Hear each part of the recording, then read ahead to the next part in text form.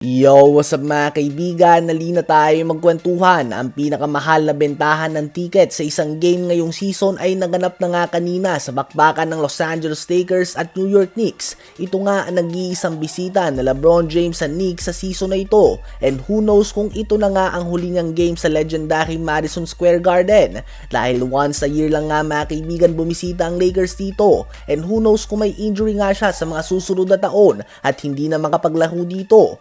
Kaya naman kahit na out si Anthony Davis sa game na ito, ang pinakamurang ticket nga ay $517 o mahigit kumulang 30,000 pesos. At mukhang ganado nga si LeBron mga kaibigan. First possession of the game ay sa kanya kaagad nang galing ang puntos at sa unang quarter ay agad siya nagtala ng 11 points. Natapos naman ang first half na baon din ng Lakers ang 5-point lead sa score na 59-54. 16.6 rebounds and 5 assists na kaagad sa LeBron. 15 points din si Rui Hachimura at 12 points mula kay Dorian Finney-Smith. Naging dikit nga ang third quarter, subalit sa pangunan ni LeBron ay nakuha ng Lakers ang dominant win sa game na ito. Nagtala si LeBron ng 33 points, 13 rebounds, and 11 assists triple-double. 27 points, 5 rebounds, 6 assists, and 3 steals din si Austin Reeves.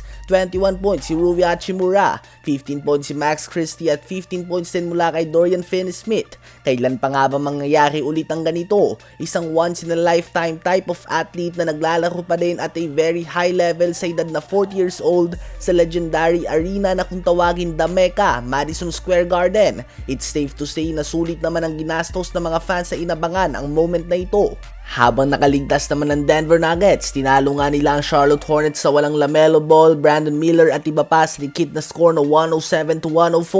28 points, 13 rebounds, 17 assists and 4 steals si Nikola Jokic. 24 points, 11 rebounds din si Christian Brown. 20 points and 5 assists si Jamal Murray. At 15 points, 10 rebounds si Michael Porter Jr. Dahil dyan ay mananatili ang Denver Nuggets sa 4th seed ng Western Conference. Solid naman ang bakbakan ng Indiana Pacers at ng Atlanta Hawks na nagtapos sa dikit na panalo ng Pacers score na 132-127. 6 players nga nila ang gumawa ng mahigit sa 15 points sa pangunguna ng All-Star Pascal Siakam na nagtala ng 20 points, 9 rebounds and 5 assists. 19 points din si Andrew Nembhard, 18 points, 9 rebounds si Obi Toppin off the bench at 17 points and 9 assists din si Tyrese Haliburton. Sa Hawks naman ay monster game mula sa All-Star snub Trae Young na gumawa ng 34 points and 17 assists. 23 points din si Dyson Daniels at 17 points and 5 rebounds si Zachary Risache, ngunit hindi nga yan sapat.